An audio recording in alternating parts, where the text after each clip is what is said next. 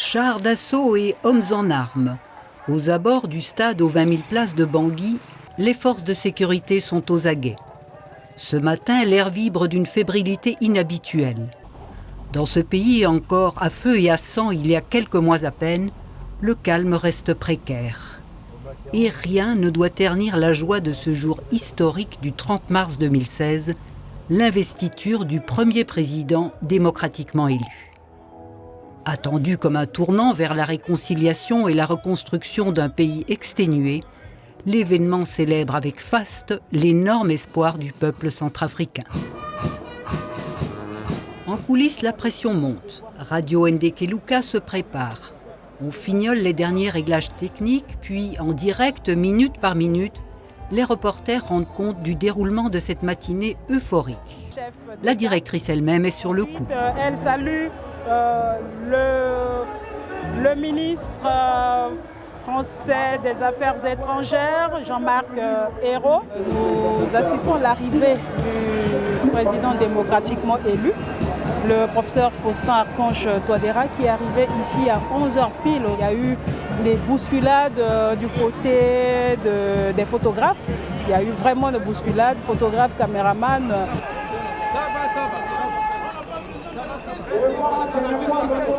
Tout le monde voulait coûte que coûte avoir une image du président de la République.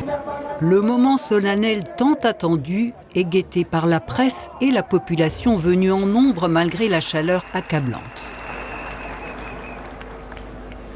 Je jure devant Dieu et devant la nation d'observer scrupuleusement la Constitution, de garantir l'indépendance et la pérennité de la République, de sauvegarder l'intégrité du territoire, de préserver la paix, de consolider l'unité nationale, d'assurer le bien-être du peuple centrafricain. Aujourd'hui, cette cérémonie met fin quand même à 3 ans de transition en République centrafricaine, 3 ans pendant lesquels le pays a vécu des moments très difficiles. Et donc, pour le peuple centrafricain, il fallait arriver à ce moment-là pour tourner la page et pouvoir prétendre à un avenir meilleur. Je ressens un sentiment de joie, de soulagement, comme tout le peuple centrafricain.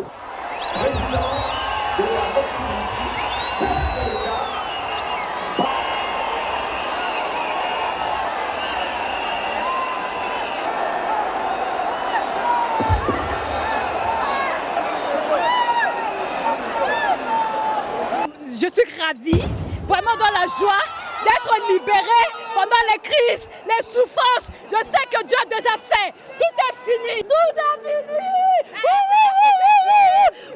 Merci Jésus. Merci pour tout. Plébiscité et accueilli comme le sauveur, le nouveau président va effectivement devoir faire des miracles pour sortir son pays de l'abîme. La venue du pape en novembre 2015 a ouvert une brèche dans le mur de haine entre chrétiens et musulmans, mais l'apaisement reste fragile.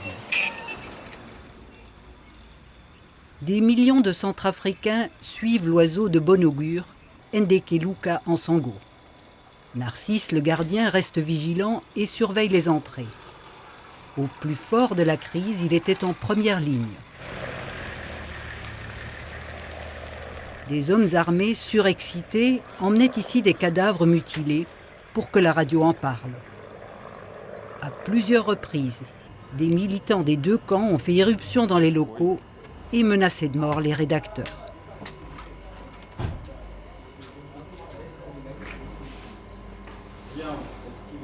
Refusant obstinément de prendre parti, la radio s'est trouvée violentée par les deux clans.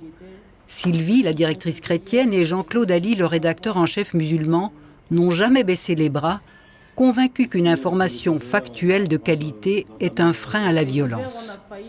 Après 15 ans d'existence mouvementée, la rédaction veut croire qu'une page se tourne.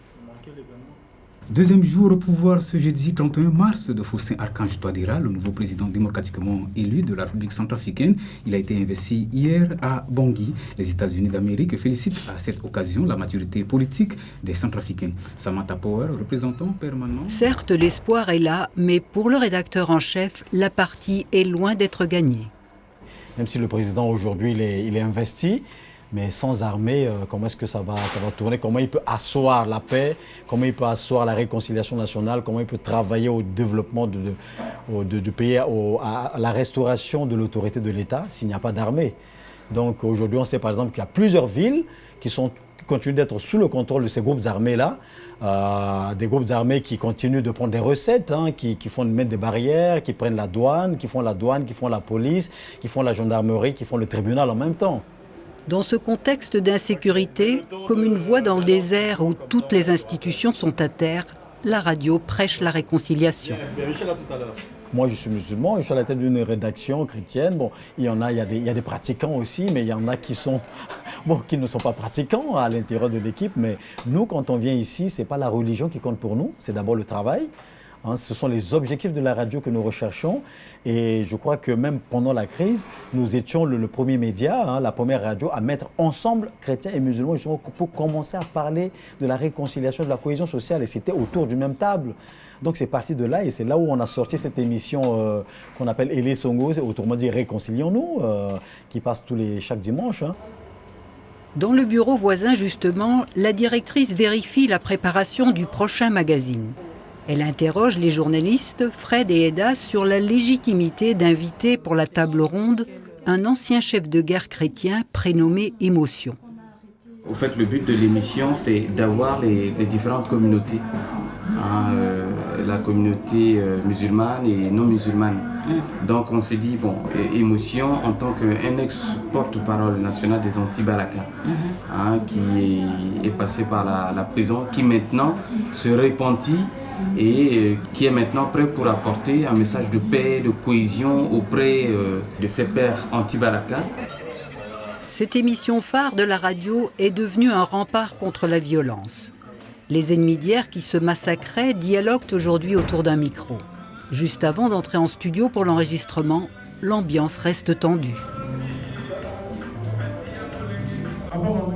Allô, en direct du studio B de Radio Ndekeluka. Allô? On est prêt là. Oui, c'est la table ronde, oui. Si vous étiez à la place du président Faustin-Archange Touadéra, que feriez-vous pour désarmer effectivement les cœurs en ce moment, monsieur Ambroise Odo? S'il faut remonter, ce qui nous est arrivé, c'est le politique qui a amené les Centrafricains à s'entre-déchirer. Il faudrait qu'il y ait une sensibilisation de masse pour dire aux Centrafricains qu'il n'y a pas de problème entre chrétiens et musulmans. La discrimination, l'exclusion, la gabegie, l'enrichissement illicite, et puis les tueries crapuleuses. Les tueries crapuleuses parce qu'on appartient au clan du président. Et tout cela, c'est ça qui a engendré tout le mot qui gangrène le pays jusqu'à aujourd'hui. Mais si la nouvelle classe dirigeante s'érige encore dans la même direction que ses prédécesseurs, je crois que les mêmes causes provoqueront les mêmes effets à l'avenir. Il faut rapatrier tous ceux qui détiennent encore des armes et qui ne sont pas des Centrafricains pur sang. Il faut qu'ils rentrent chez eux. Ils ne peuvent pas plutôt continuer à tuer le peuple centrafricain pour un rien. Il y a eu beaucoup de choses qui se sont produites dans notre pays. Il y a eu des morts, il y a eu des destructions massives, des destructions aveugles. Pour que la paix revienne définitivement, il faudrait qu'il y ait réparation. Après cette poignée de main presque miraculeuse entre anciens ennemis jurés, nous quittons la radio pour pénétrer dans les entrailles de Bangui avec un guide hors du commun. Émotion ne renie rien. S'il a pris les armes, c'est pour défendre son pays. Renverser le chef musulman Michel Djotoja, qui s'était emparé du pouvoir en mars 2013, avec l'appui des rebelles de la Séléka, la milice musulmane. Lorsqu'il avait pris le pouvoir, il y avait profanation des églises, des cas de tuerie, des pillages systématiques. Je ne pouvais même pas supporter. Moi, personnellement, j'ai été 2 fois victime de pillage pour défendre ma patrie, défendre le peuple centrafricain et défendre mon âme qui me restait. Il faut prendre la voie des armes. Résistant au départ, ces groupes chrétiens et animistes sont vite passés de l'autodéfense à la vengeance sur tous les musulmans sans distinction. Lynchage, crimes barbares allant jusqu'à des actes de cannibalisme, les anti-Balaka ont à leur tour semé la terreur.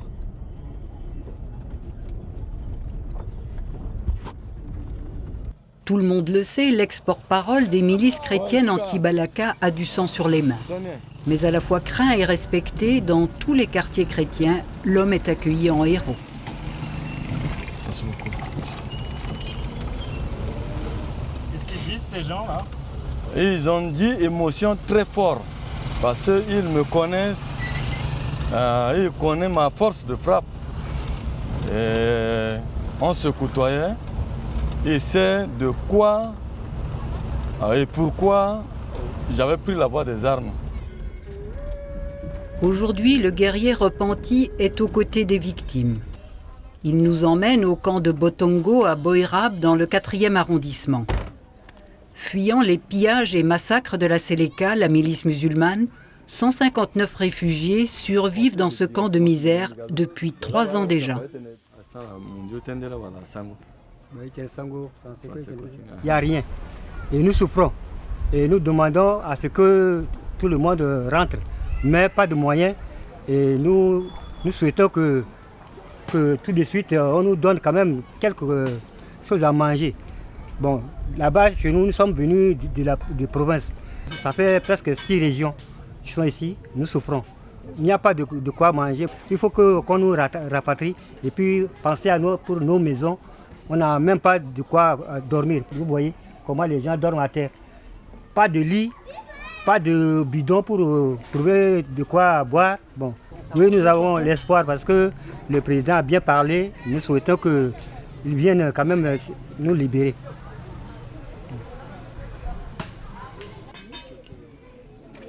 Même ici, au fond du dénuement, l'arrivée du nouveau président fait renaître l'espoir. Partout, les stigmates de la guerre donnent la mesure du chantier de réparation. Les survivants de ce lieu dévasté par la Séléka sont venus à notre rencontre pour nous dire leurs souffrances, nous montrer ce qui reste de leur quartier Fatima. Le nouvel apôtre fait le tour de la désolation avec Marius, le chef de la bourgade. Nous sommes des enfants, nous avons des papas, les papas sont tous morts. Ce sont les rescapés de notre papa, nous habitons pour garder cette maison-là. Et brusquement, les choses nous arrivent, on a tout brûlé, les maisons, tout brûlé, les habits, les quoi. Même chercher à avoir quelque chose à manger dans ce quartier, c'est dur. C'est vraiment amer, le constat est amer. Tous ces enfants-là, où est-ce qu'ils peuvent vraiment toutefois dormir? L'arme n'est pas un mouton qu'on peut élever et pendant une fête, on l'égorge pour fêter avec. L'arme détruit. Combien de vies ce repenti a-t-il lui-même détruites en prenant les armes? Pour nos collègues de la radio au service de la réconciliation, là n'est plus l'essentiel. Dans ce pays en ruine où plus rien ne fonctionne, Ndeki Luka est l'unique voix de confiance des Centrafricains. Comme une grande sœur à qui ils viennent annoncer une bonne ou une mauvaise nouvelle, poser les questions qui les tracassent. Seule radio indépendante à couvrir l'ensemble du territoire 24 heures sur 24 et les populaires parmi les habitants qui se savent entendus. Très appliqué, Étienne le gardien donne un coup de main au chargé d'accueil Hippolyte le Français qui est fier de travailler à la radio. La radio Ndeki Luka est la voix des peuples centrafricains. Donc tout passe leur annonce ici à la radio. Tout préfère la radio que la justice. On doit travailler pour la radio, on doit travailler pour l'évolution de la radio et on ne peut pas baisser les bras. Donc il faut qu'on continue parce que si cette radio ferme, c'est très difficile pour les Centrafricains. Parce que c'est une radio de paix et de proximité, c'est une radio qui prend la voix des peuples centrafricains pour que toutes les choses qui passent en secret sortent. Dans la radio de Kelouka ne cache rien. Il est prêt à dénoncer, ou bien, disons, à dénoncer tout ce qui se passe en secret. Sa petite cahute est une vraie caverne d'Ali Baba. Hippolyte garde tout et se fait un devoir de trouver les propriétaires des objets trouvés qu'on lui apporte. Si c'est pour le passeport ghanéen, là, je ne sais pas, est-ce que cette personne-là était encore à Bangui? Ça, je ne sais pas.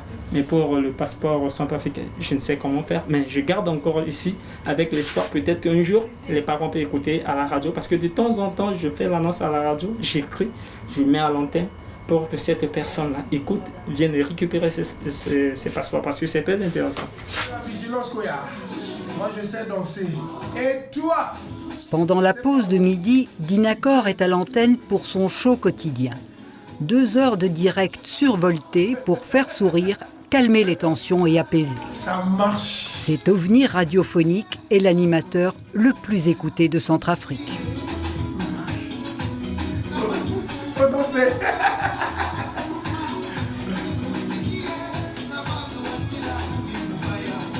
Pendant que vous êtes en train de danser, il est 11h37 minutes. Alors je ne sais pas si papa va manger à l'heure. Il faut rester quelques minutes et on va atteindre 12h.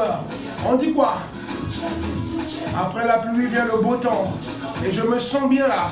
C'est pourquoi je suis en train de vous transmettre bien sûr cette joie et la paix, la joie du cœur, la paix du cœur. Je suis inondé. Et où? C'est à travers les paroles, les conseils prodigués, les émissions, la manière d'animer, de mettre les gens à l'aise, d'essayer un peu doter dans leur pensée, leur tête que tout ce que nous avons vécu, ça va passer un jour. C'est ça qui les a donné un peu d'espérance. Et aujourd'hui, on voit que là, nous arrivions bien sûr à l'aboutissement. Donc j'espère que si je dis plus jamais ça, ça va aboutir. On a perdu bien sûr des parents, des amis. On a perdu ceux qu'on connaissait, des proches. On a perdu des biens. Le pays était vraiment tombé dans le chaos. Mais pour l'instant, tout va bien. On n'a plus peur. On sait, on est optimiste que ça va aller. Et on va aller de l'avant. On va se mettre debout. Si j'étais ton ennemi, pardonne-moi. Si tu étais mon ennemi, je dois te pardonner. On doit s'aimer maintenant. Et on doit chercher à comprendre, à savoir que la vie, c'est pas ça. C'est pas la guerre. C'est plutôt le dialogue. C'est l'entente. C'est l'amour. Voilà, autrement dit, ça va pas marcher là. On veut la paix. La paix, rien que la paix. Merci. Où que vous soyez, je ne sais pas où est-ce que vous vous trouvez en ce moment, mais le fait d'être avec Radio Ndekelouka, dans vos quartiers, dans les 8 arrondissements. Tout le monde écoute Ndekelouka. Dans les foyers, la radio fait partie de la famille. Ça nous fait plaisir car nous sommes en train de retrouver tout doucement la joie. Même si je n'ai pas mon épouse à la maison, je reviens peut-être du boulot et que les enfants n'y sont pas. Ça, avec les enfants, c'est notre meilleur ami. C'est ça, non? La radio de Kelouka, c'est la radio des Centrafricains. Meilleur ami, la radio a su les prévenir du danger quand leur maison était pillée et menacée. La meilleure chose, c'est quoi? C'est le souffle de vie. Quand on a la vie, on a toujours l'espoir. Mais si je perdais un membre de ma famille, ça c'est fini, je ne pourrais plus retrouver celui-là. Mais Dieu merci qu'on est resté en vie. C'est l'essentiel pour moi. Dans ce pays où la télévision reste largement inaccessible, la radio a un poids et une responsabilité considérables. Du côté chrétien, du côté musulman, c'est ce moyen-là qui nous amène à se retrouver. Quelqu'un qui peut être un peu reculé de Bangui, hein? Mais il écoute la radio de Kelouka très rapidement. C'est comme s'il est chez lui, même de l'étranger. C'est comme si on est ensemble comme ça. C'est comme si on a utilisé un appareil téléphonique pour se parler. Vous voyez ça?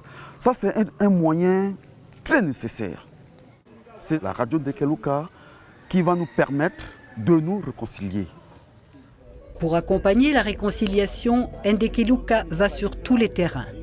Eda et Fred se rendent au fameux kilomètre 5, Ce quartier musulman qui fut le théâtre de la vengeance aveugle des anti-Balaka en réponse aux crimes de la Séléka. Les musulmans sont en train de sortir de la mosquée après leur prière du vendredi. Et là, nous allons directement chez nos invités. La présence des journalistes garantit notre sécurité dans ce quartier où les ennemis de la paix venus du Tchad, de Libye et du Soudan n'ont pas encore été désarmés. Mais le commerce reprend le dessus. L'enclave musulmane du kilomètre 5 est le poumon économique du pays. Eda rencontre le porte-parole des commerçants. Abdoul ne peut oublier les jours terribles où il lavait les morts dans la mosquée, mais le pape lui a redonné confiance.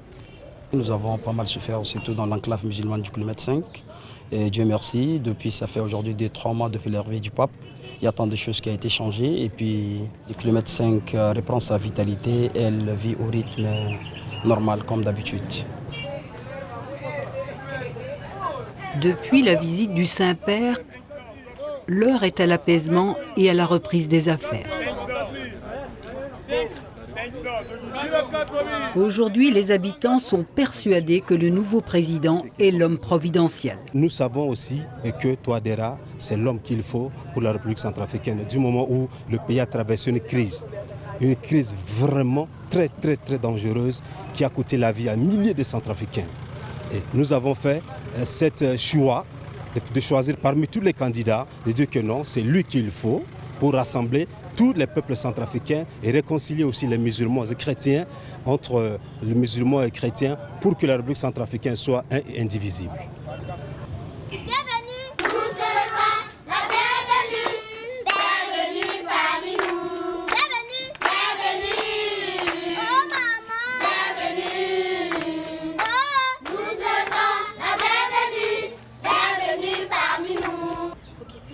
Pour son émission L'univers des tout-petits, Bertie réalise un reportage dans la cité Jean 23 du 4e arrondissement chrétien. Merci ma petite chérie, bravo. Je suis venue dans cet orphelinat aujourd'hui, c'est pour rencontrer ces tout-petits, pour qu'ils puissent aussi parler de ce qu'ils vivent dans cet orphelinat tous les jours. Tous les enfants que nous avons, les 90% sont des orphelins et qui ont vécu des moments très difficiles. Au départ, avant la crise, c'était un groupe mélangé, les orphelins, à la fois musulmans et chrétiens.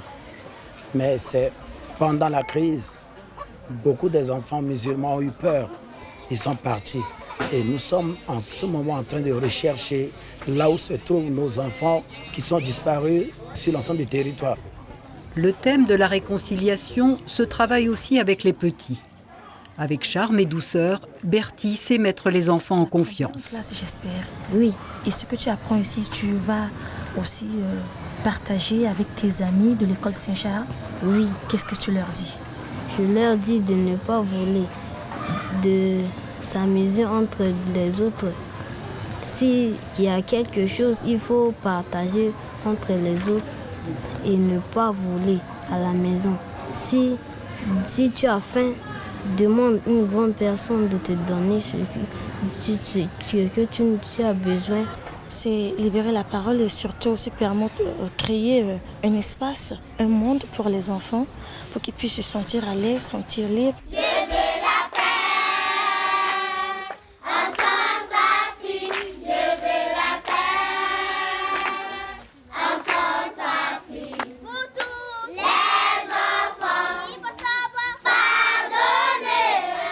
Savoir pardonner, des mots qui résonnent dans la tête de tous les Centrafricains aujourd'hui assoiffés de paix.